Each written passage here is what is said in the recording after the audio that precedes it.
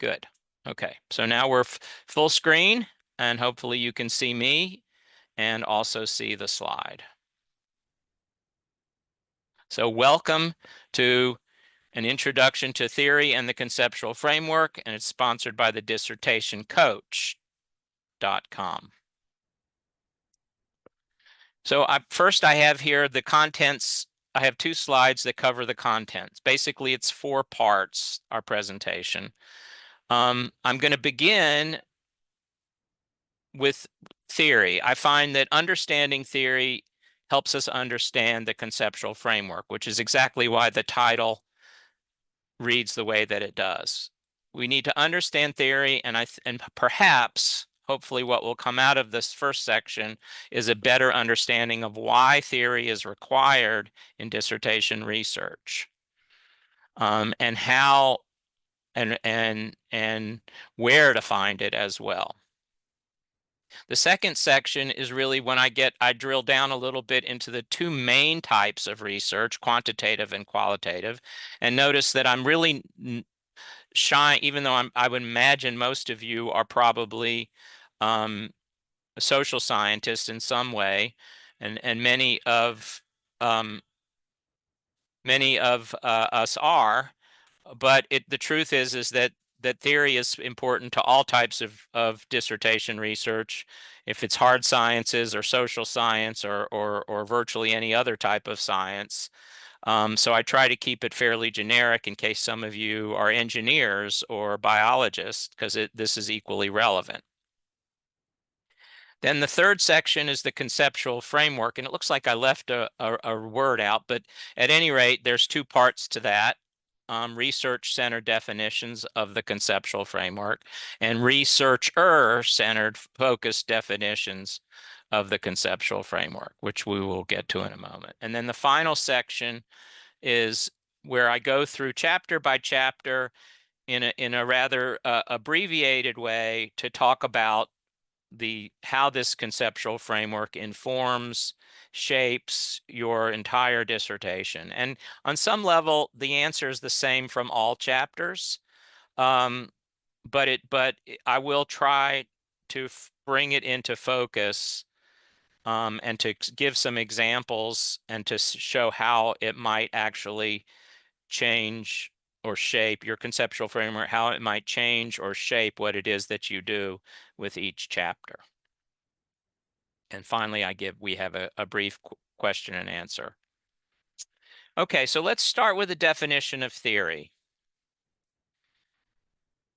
Theory effectively is broad or general claims about the nature of reality that are at least partially grounded in fact, data, or experience. Now, I'm not sure you're going to find exactly this definition anywhere.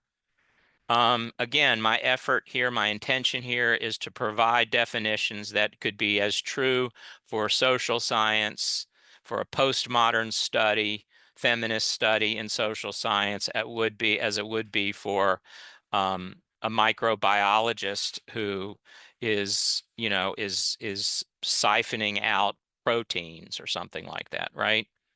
And so this would hold true for them, for all types of scientists, right? That these are general claims, right? That the world is this way, or biology, or the phenomenon in this particular field behaves a certain way, predictably. And that, where did it come from? Well, theory doesn't have to come from research. In fact, I would probably argue, and I don't know that there's ever been any real research to look into it, but my bet is most theory does not come from research. The research is performed to test a theory, but the theory itself doesn't necessarily come from research. It might come from observations, as we may be familiar with Charles Darwin, right? Or it might come from experience, which there is some difference. If some of you might have heard of critical pedagogy, the founder of critical pedagogy, Paulo Freire, was employed to teach farmers how to read and write. And the entire theory of critical pedagogy emerged from his experience of teaching illiterate farmers, right? So it's at least partially grounded in fact, data, or experience, but it's not necessarily it's not really good theory if every aspect of it has been tested, at which point perhaps it's no longer theory. It might actually become fact. On the other hand, I did see an argument when I was preparing this presentation that argued that, that the origin of that Darwin's theory of evolution actually is virtually all fact-based. Um, you know, maybe it wasn't when he started, but it is now, but we still call it the theory of evolution. Well, that may be true for that particular theory. Theory is often not necessary or required for program assessment or program evaluation. Okay, is the program getting better or meeting its goals? Right now, does that mean that there's no theory involved? Well, typically the program itself is probably founded on some kind of theory. The assessment or the evaluation of, and it may look a lot like a dissertation, and once in a while you will find dissertations that are effectively program evaluations. But from my experience, and I do serve on the IRB at my university, from my experience, even then, if it's a program assessment or if it's program evaluation, then it simply does not count as academic research. That's a common, perhaps potentially misconception, that it really takes theory of some kind to make a dissertation a dissertation.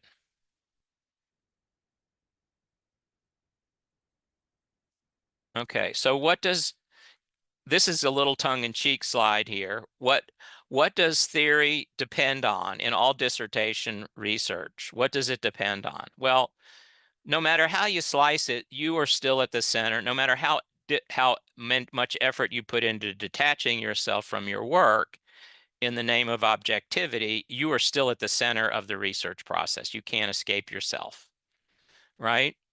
So your passions, reading; your background, reading; your interest, reading; your curiosity, reading; your topic, reading; and where you intersect with your audience, right? All of that that's what the dissertation, what theory in the dissertation research depends on. Where, all of this has relevance, right? To what theory you choose, what theories are available to you.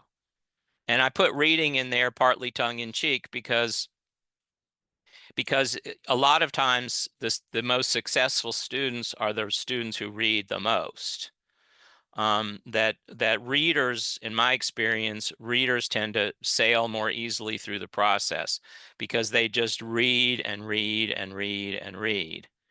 And for some reason that level of reading makes the dissertation process run more smoothly. I can't necessarily explain it, and perhaps I didn't fall into the category of reader.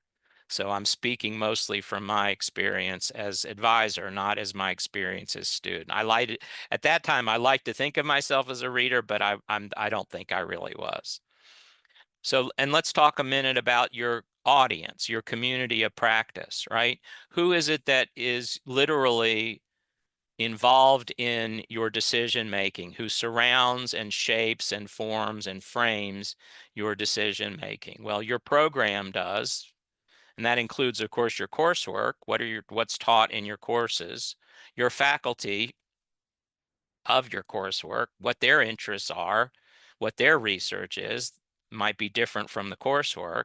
Your chair, meaning the chair of your committee, right? And I put the chair before your committee, then your committee comes after your chair because your chair typically belongs to your program and is faculty in your program. Your committee oftentimes may come from outside of your program, or at least one of them does. and then your audience, which could mean the people after you're finished, right? The researchers who access your dissertation, or it could be what I call your imagined audience, the people whose minds you are trying to change, right? The imaginary people that you're writing this dissertation for in your head. I want people like to pay attention because they need to know something. They need to know the truth of something. That's your imaginary audience, right? They may or may not read it, but it helps shape and guide your your writing. Now let's move to where to find theory. And this is this is a major wrinkle, a major change here to put it at the top. And it came actually from a book, which I do not put in my citation. The idea came from a book that I'm using in one of my classes, which is specifically on AI and research. And the simple answer is AI is extraordinary at giving you suggestions. So I literally put this into, I think it was just Google. Yeah, Google AI, I say here. What are the leading theories in sociology today? And AI came back. The leading theories in sociology today are broadly divided into micro-level theories such as symbolic interactionism and constructivism, and macro-level theories like structural functionalism and conflict theory, with contemporary additions including critical theory, feminist theory, critical race theory, and postmodern theory that address specific societal issues and power dynamics. So it's really powerful. And then you can literally say what leading theory of sociology would best address this topic. And it's not cheating, right? Because you still have a lot of work to do. What do all these big words mean, right? You still have to research them, and you've got to put them in a way that makes sense to you. So, but it gives you a start, the kind of which that used to take a long time and many pages. Probably if you asked if I was doing this presentation before AI reached where it is now, I probably would put your faculty first. In other words, the one at the bottom might go to the top.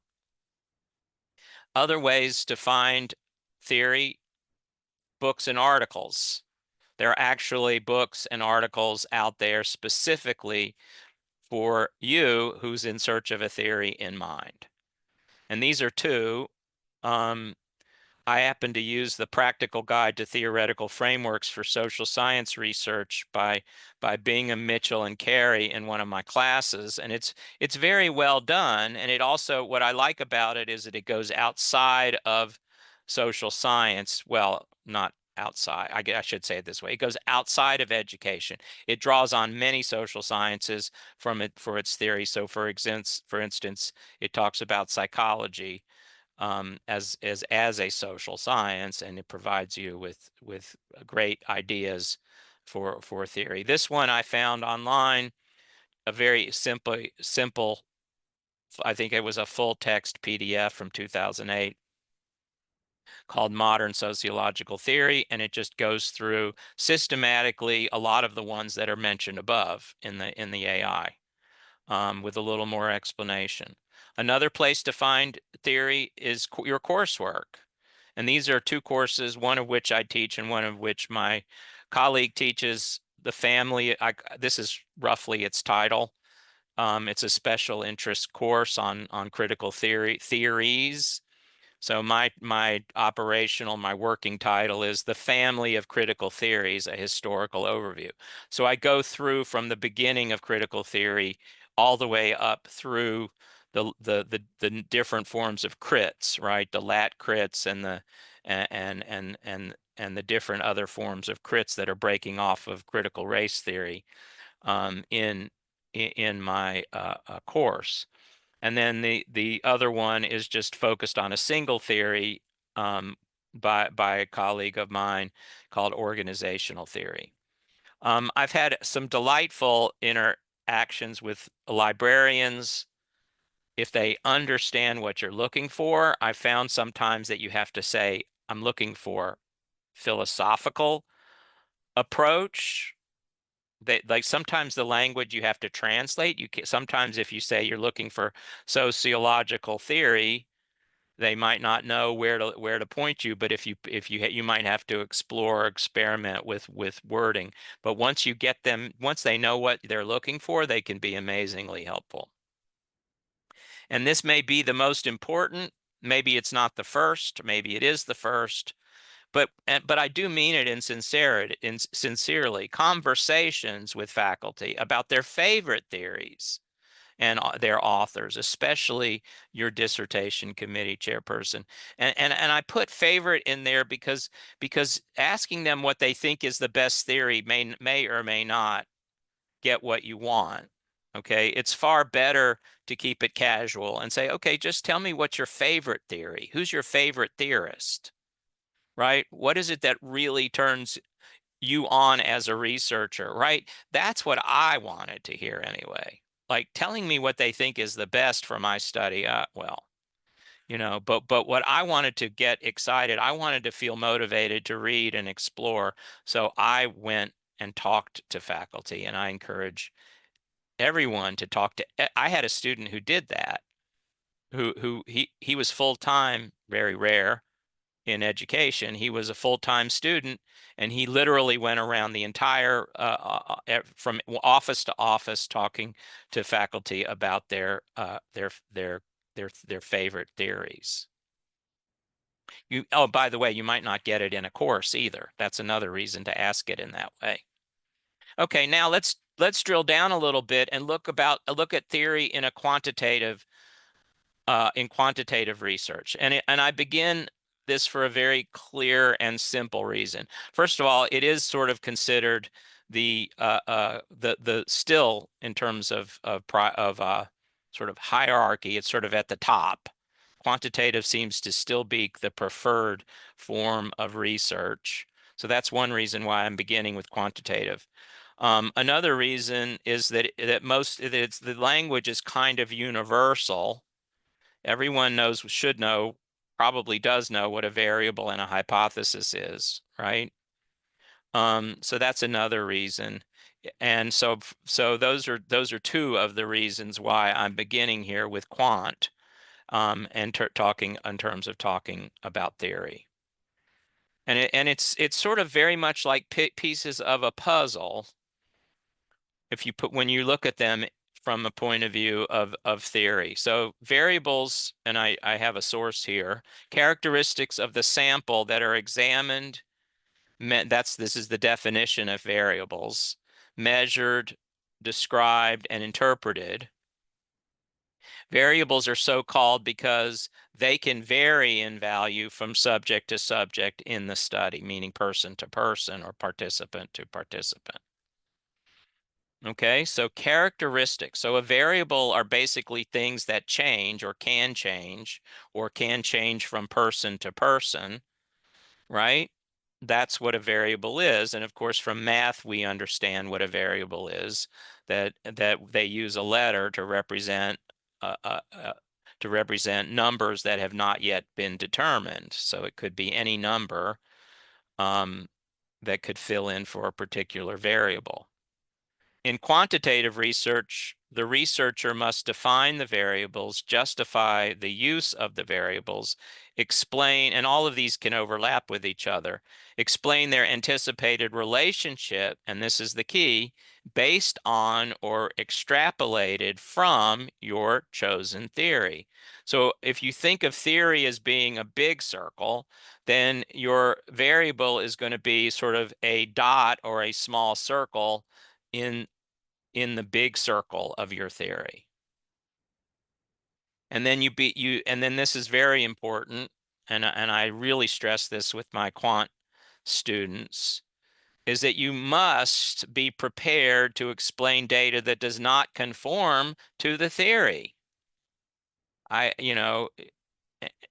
This almost needs its own slide, right? In fact, I say it in another way in a couple of slides, right? That it's empirical but it is not a cookie cutter. You should not saw off or file off or cut off the edges that don't fit inside of the cookie cutter, right? Otherwise, that's not research. Part of what you're trying to do is demonstrate to your audience and demonstrate to your committee that you know how to deal with information that might conflict with the theory. Okay, and I've had students and I've seen students literally in front of me say, well, I'm not going to include that because, it doesn't confirm the null hypothesis. Or I'm going to leave that table out. And it's like, but you just actually opened up the possibility to create a problem with your graduation. Slow it down or stop it altogether because you are ignoring the very information that you need to include. Typically, the variables used in quantitative research come from a single coherent theory that is being tested on the sample of a different population. That's the standard, right? Generalizable. You're striving for generalizable research findings that can be generalized, right? Now, the irony of quantitative research, of course, is that human beings generally don't sit still very long. Things change very quickly, and sometimes even the generalizations change. We are not a hydrogen molecule. We are much more complex than that. Now let's the second portion of quantitative research that I want us to focus on for a minute are hypotheses.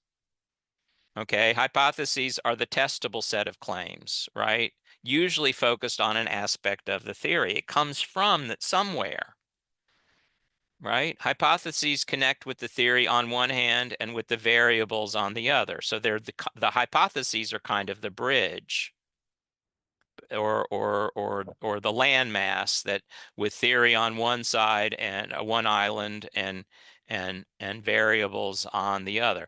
The theory being the broad general and the variables being, so you can't really do much with a variable by itself. You must put the variables in relationship with one another.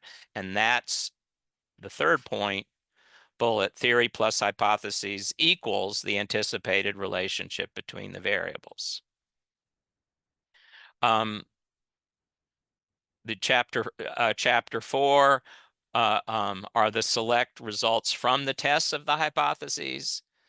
And then chapter 5, which I'll repeat later on, are the theory plus the results from the test plus the literature is chapter 5. Finally, thus the results or findings are considered generalizable, making a small contribution to proving or disproving or modifying the theory. And this is why the one item before, the theory plus results, is so important. Because if you ignore your theory in your discussion chapter, you're kind of losing opportunity to potentially make suggestions about modifying the theory. And some of the best dissertations that students I've worked with who wrote the best dissertations actually take their theories to task in their chapter 5. Okay, theory and qualitative research. We have shift gears a little. Okay, first item is talking about concepts, which of course are ultimately ideas that offer a possible explanation of the phenomenon being investigated. Again, these concepts are derived from theory, right? But you select which ones that you're going to use typically. Your discussion of the concepts should include an overview or big picture of the theory, not the, sometimes I have students who are so enthralled with their theory that they might try to do 5 pages. Then at that point, if you start moving beyond a few paragraphs when you present your theory, it starts to look like you haven't really done your work, that you haven't narrowed down on what aspect of the theory are you going to use. I mean, it can be sometimes quite simple. There are 10 tenets in this theory. Here they are, but I'm only going to use 1 and 5 for this study. Or it could be even more simply, this theory is, got 10 tenets in it, and then cite the source that indicates the 10 tenets, or even say see appendix, right? Put it in the back. But I'm going to be using tenet number 1 and 5. It can also have, again, a brief origins of the theory. I gave you a little bit origins of critical pedagogy. Paulo Freire and his and by the way, he was Brazilian, so it's not a French pronunciation. He did pronounce it Freire. Paulo Freire actually, that story of him teaching farmers how to read and write is quite compelling and tells you a lot about the theory itself. So some sort of history of its origins can be quite compelling. Again, you don't want to get trapped in that, or the reader is going to start to wonder if you really uh, have any study at all, or are you just writing a research paper on a theorist and his theory. The seminal works in which it appears, again, origins, and then selected concepts, not too many, not everything, just the ones that you need. Their operational definitions, potentially modified a little for your study, and your justification for using them, that is, to show their importance to your study.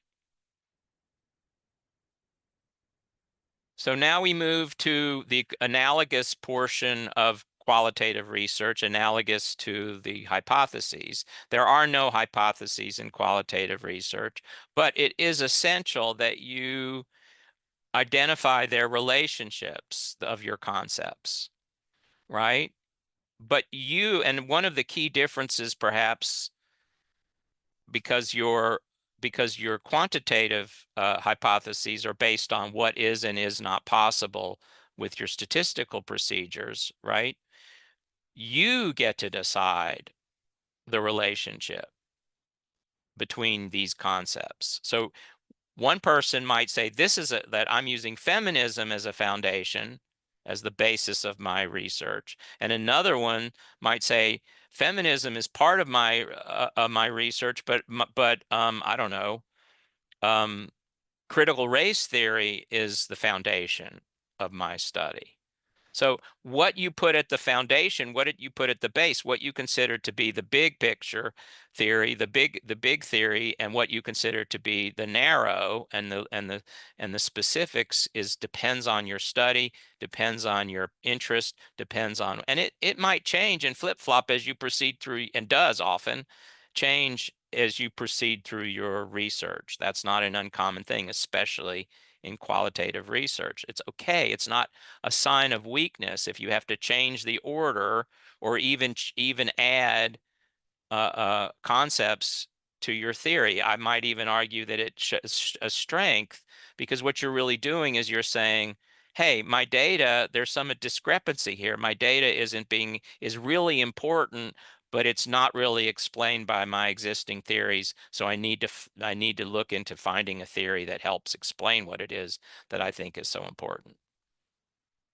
And I know I know for a fact that there are faculty out there who balk at that particular comment, but I am unapologetic, because because we're human beings, and we can't always anticipate every single possible outcome, especially in a qualitative context.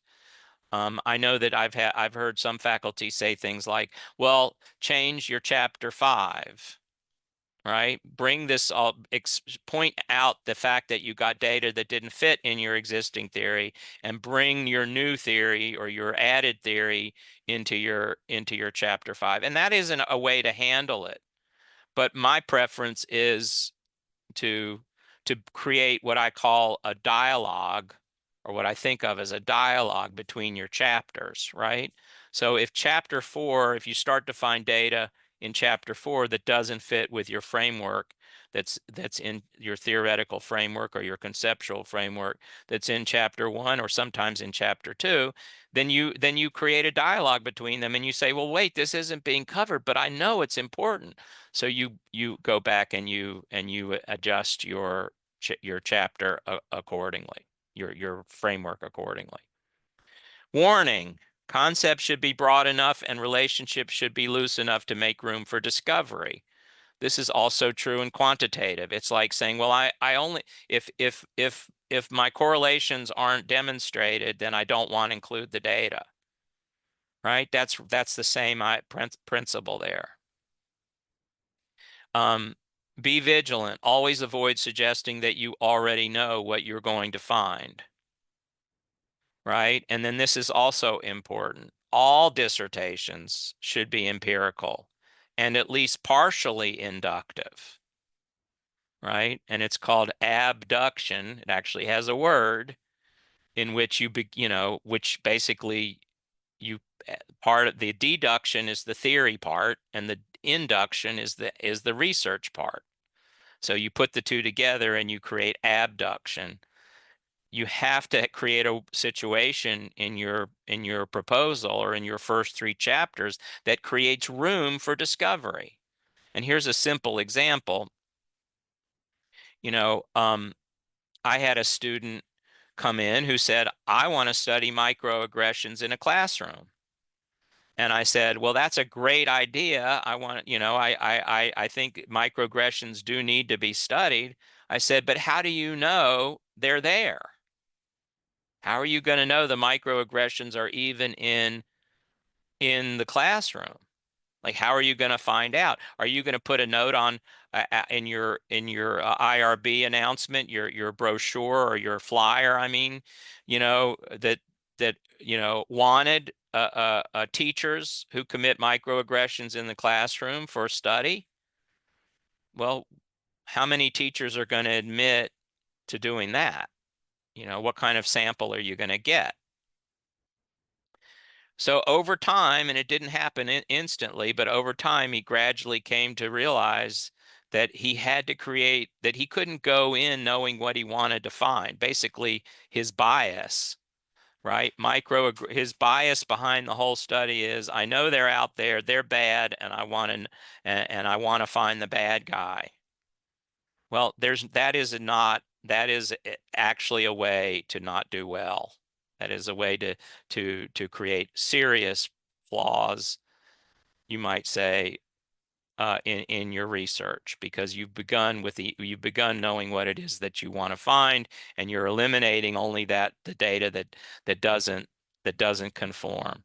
So what did he study? Well, he ended up studying interactions. Maybe he went so far as to study, interactions between African American students and white teachers, or interactions between teacher and student in the classroom. Now we have a concept that's broad enough to look at what it is he's interested in, but narrow enough to give him something to focus on, right? So he's not going in. It's that old expression, if all you have is a nail, everything feels like a hammer. Well, it works in reverse too. If all you have is a hammer, then you're going to turn everything into a nail, right? So this is a critical part of both quantitative and qualitative, a critical warning, that you have to be careful to make sure that you are prepared, and not only prepared, but that it's a strength to include data that doesn't conform. And then this just simply brings the two together, which I've sort of already done, right, along the way, which is that theory serves the same purpose in qualitative and quantitative research. Oh, yeah, that's right. Quantitative and qualitative. Fundamentally, variables are concepts. They are concepts, and concepts are variables, right?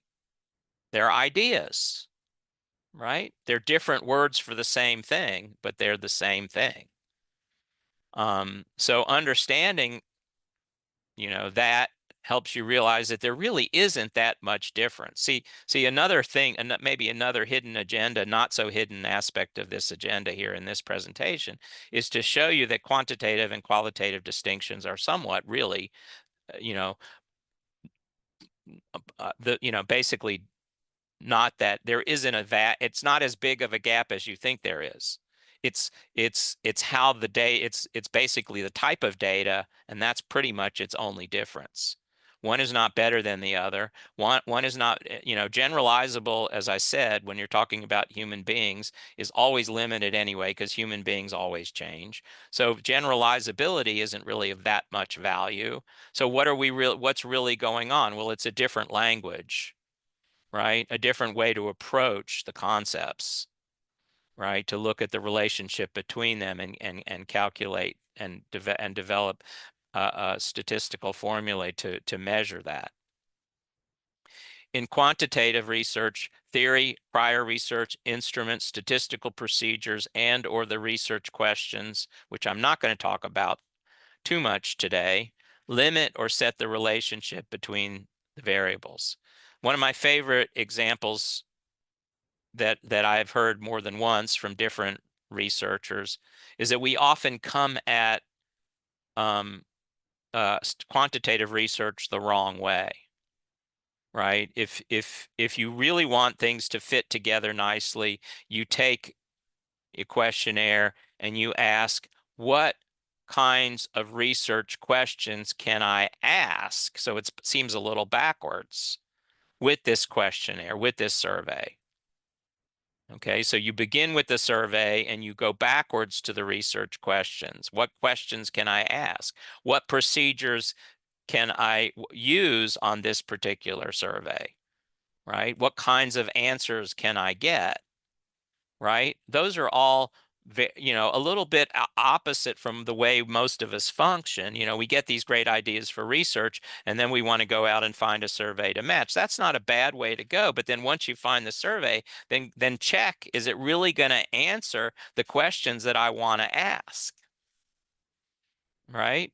And sometimes it takes a statistician who is well familiar with especially with survey research or questionnaire research to really be able to say, oh, well, you can answer this question with the data, but not that one. And then in qualitative research, theory, reason, or rationale, and the researcher's passion and curiosity limit or set the concepts and determines their relationship. So there's a little more flexibility, perhaps, in qualitative research, and a little more room for your own perspective in that. You can't change the way the variables are related if you're doing a certain procedure. And if that's the only procedure that will get you the kinds of answers that you want, then you're going to be limited by the procedures themselves and by the survey and so on.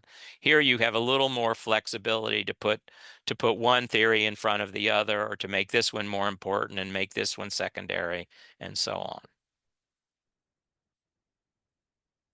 Here you have two. So now I'm going to move to the conceptual framework and give you definitions.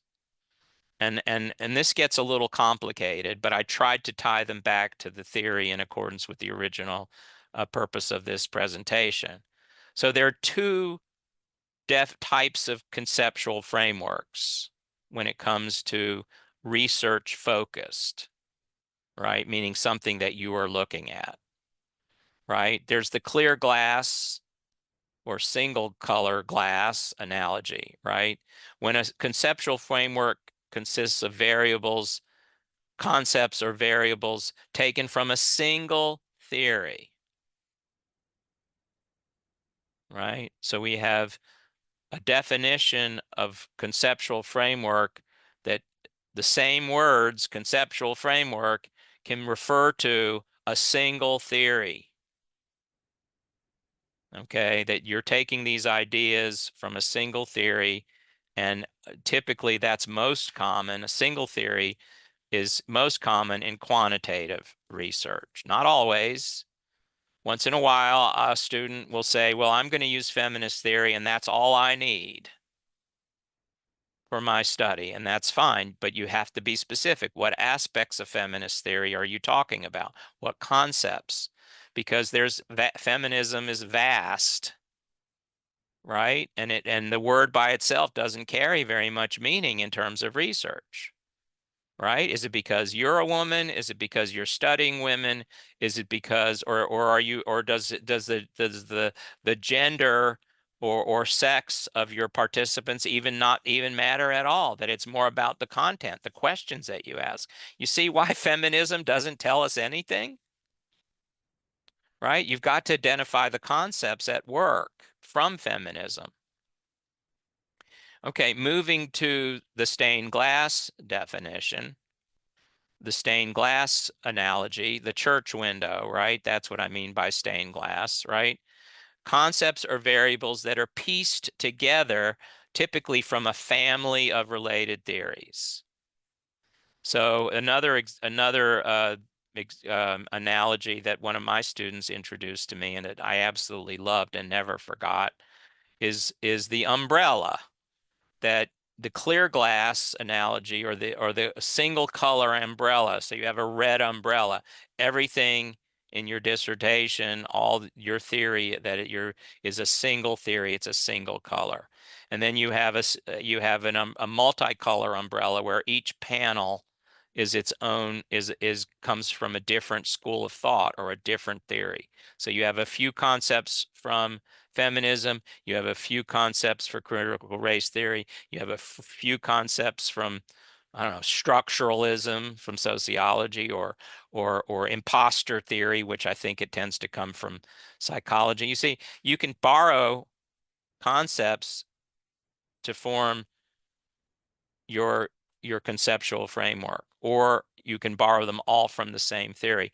Now, it's important to note that you can find, and some really fine quantitative research uses stained glass approach, right? That it doesn't have to always come from the same theory. And sometimes the theories can be from qualitative, or what's typically associated with qualitative, that some very innovative researchers will turn concepts into variables, right? And then create surveys, and then so effectively turn mixed make kind of a mixed theory instrument or survey. So it's not exclusively quant and exclusively qual. We're just talking about tendency within quant, because a single theory makes sense. You have a set of variables, and their relationships are often set in other contexts at other studies. And why make more work for yourself, right? It's just a little dissertation. Okay, so moving on. Now I have what I call the researcher-focused definition of the conceptual framework.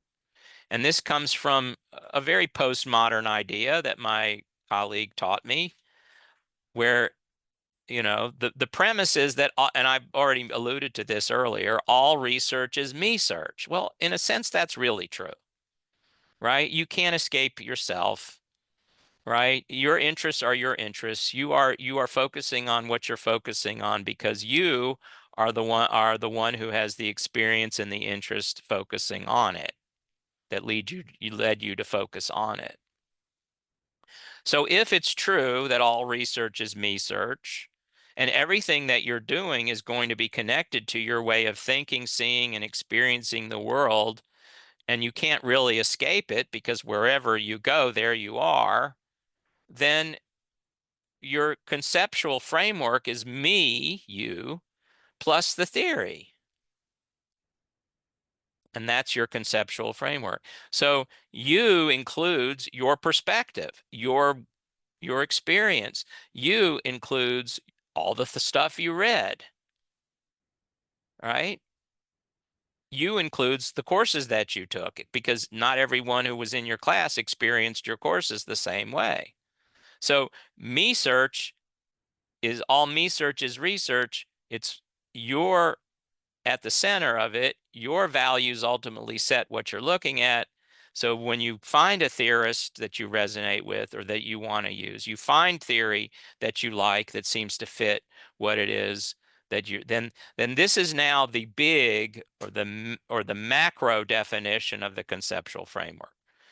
The other is, if we go back a slide, the other is the more macro, the micro, sorry, these are the more micro definitions, right? That these would be defined in your inside of your dissertation, typically chapter 1 or chapter 2. But when you include me in it, plus the theory, then what you're really saying is that the entire dissertation on some level is tainted, if you want, touched by you and by your conceptual framework.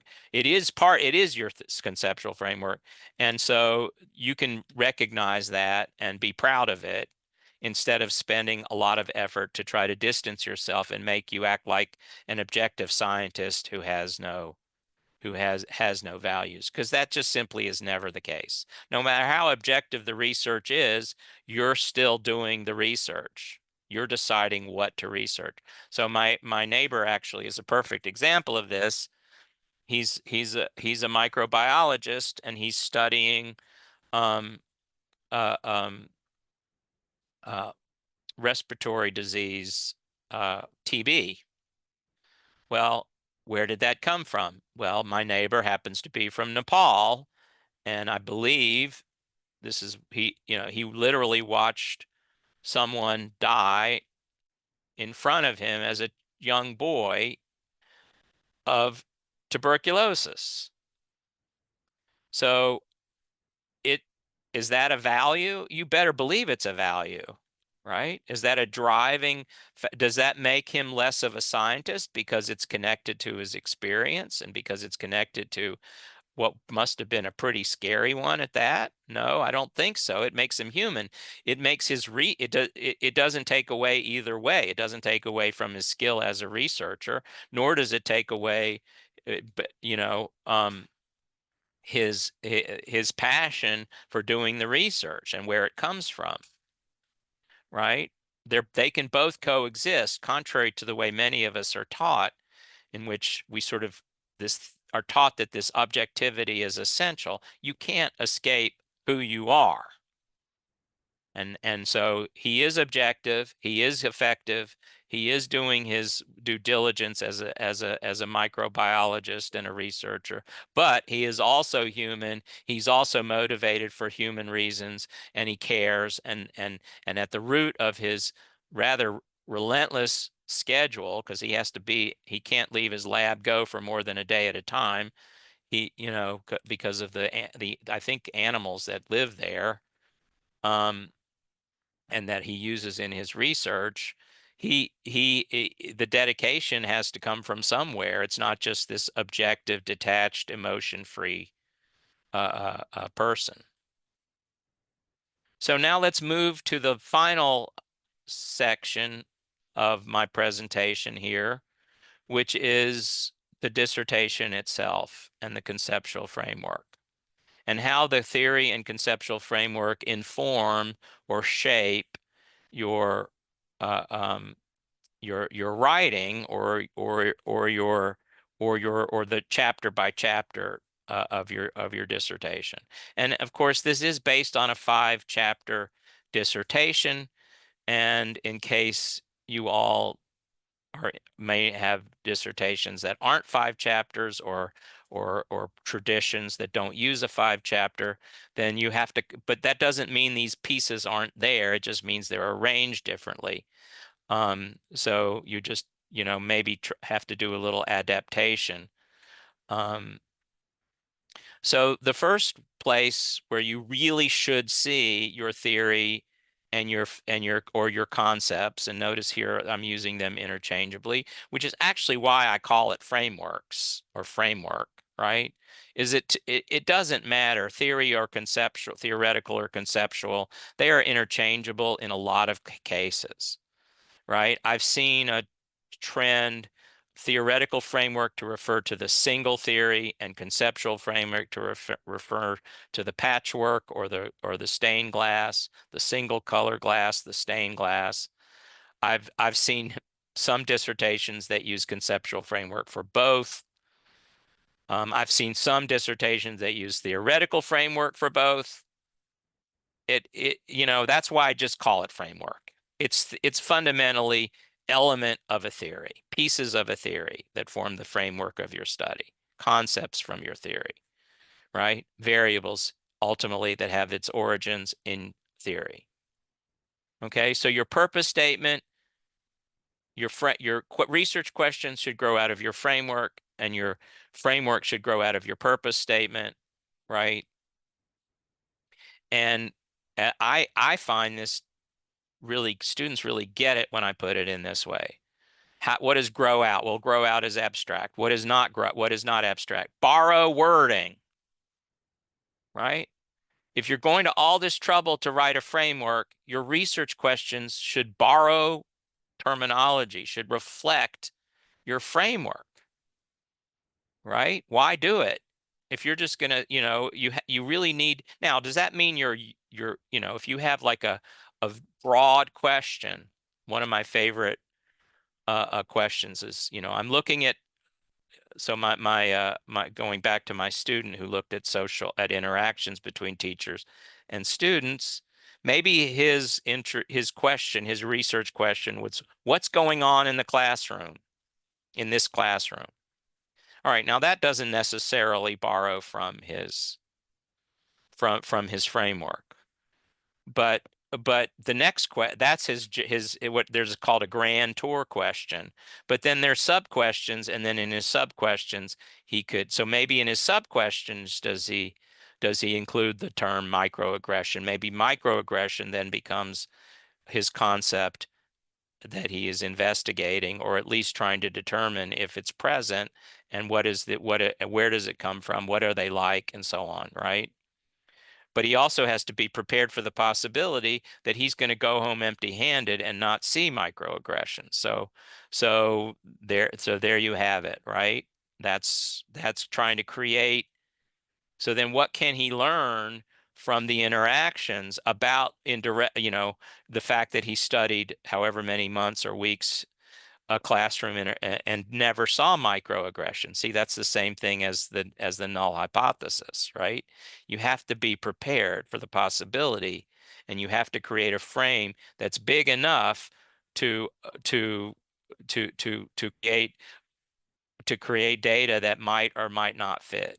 You can't create a situation that excludes data before you've even collected it. Framework sections can and often do appear in Chapter 2, because theory is often derived from reviewing the theoretical literature, but it should be in a separate section. You need to make it clear for your reader's sake. If you have a chair that says, absolutely only Chapter 2, I won't allow it anywhere else, okay, you got to do what you got to do to get out. But I would definitely encourage yourself to do your reader a favor and say, this is a review of the literature, in the theory-related literature, right, in order to frame this study so that we know what it is. My preference is to fit it right there in the arrows above. My preference is purpose statement, framework, research questions, to literally show. And you know what? It's as much for you as the researcher as it is for us as the reader, right? Because it literally can show you are a constant reminder of how the framework has shaped your research questions. And by the way, research questions are not the same thing as interview questions. They're what the researcher wants to know about. They're not the questions that you're going to ask your participant. Moving on to Chapter 2, especially in quantitative research, and this is kind of we're running out of time. I'm sorry. I hope you don't mind if I go over for a few minutes, because I still want to take your questions. The lit review right? Often organized according to the variables or the concepts. Okay. You can, and then of course, everything in chapter 2 can be viewed, and this is Ravitch and Riggin's orientation. Everything can be viewed as your conceptual framework because you're doing the reading. In methodology, same thing, right? But one quick insert here is that sometimes your methods themselves are shaped by your values and your experiences. So my favorite example from Ravitch and Riggin is a professor who was a musician who arranged his data on a musical score. So it doesn't change the data. It doesn't change anything. It just gave him something he was familiar with so he could take a look at the data. Chapter 4, again, I've went through this already. Be sure to include surprises, discrepancies, contradictions. Don't tie it too tightly to the theory, right? Let it breathe, let it speak for itself, organize it according to the story that you want to tell. And then last but not least is my now famous formula: theory plus results plus literature equals discussion, chapter 5. And I say this because as someone who reached the end of his chapter 4 and said, what am I going to talk about? And all I can say is, I wish I had had this formula with me, because my chapter 5 remains a bit of an embarrassment because I did not bring the theory back. I barely brought the literature back. So it really isn't as, but this is kind of a no-brainer. I've literally had students, and I've seen this done not just under me, they literally took the headings from chapter 2 and transposed them into chapter 5, and they put their result and then add a discussion about the results underneath each heading from chapter 2. You can do the same thing with your theory. You can have the concepts or the variables, and you can from chapter 1 or 2 where you have your structure, and then you can literally put the discussion underneath it. So we now can do a chapter 5 without creating trauma.